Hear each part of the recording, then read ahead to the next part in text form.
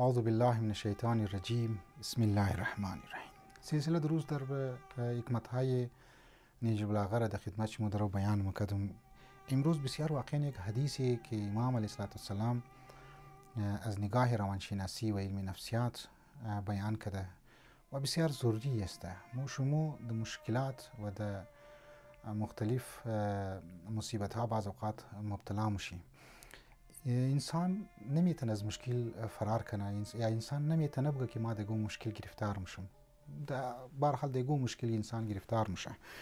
مولا چی میگه درباره سلسله ازی که انسان از یه چیز دهشت داره، یعنی خوف داره، خوف برش تاری است. مثلا که طور پر انسان میگه در فلان کنجگ خانهش تاریکی است، از اونجا یگو وهم در دلش میاد که بلایا یا جن و غیره بعضیای ترسته از کمرتا خان در شویی که میخواه با رفته نمیتونه.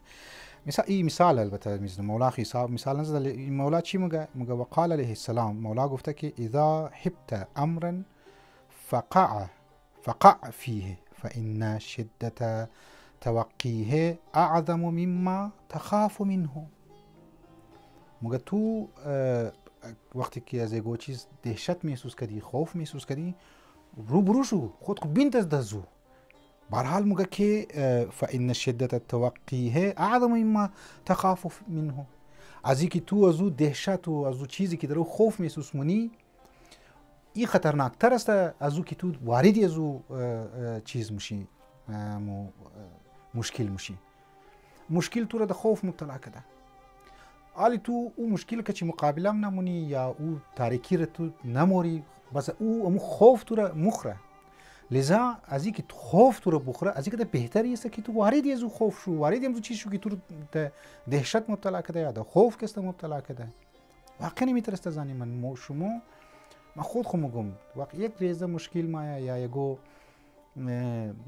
چیز که مایا در انسان مصیبتی مایا انسان خوف مونه از خاطر از مشکلات خود مخره. انسان باید مقابله کنه، وارد چونه در روبروش نکرد مشکلات.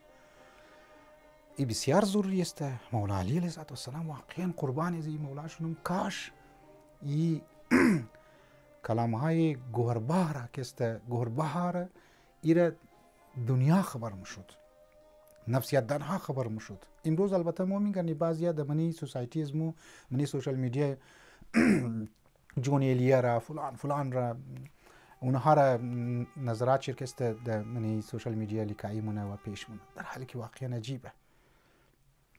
مو نیج البلاغه ولی کتاب داری، مو صحیفه سجاده ولی کتاب داری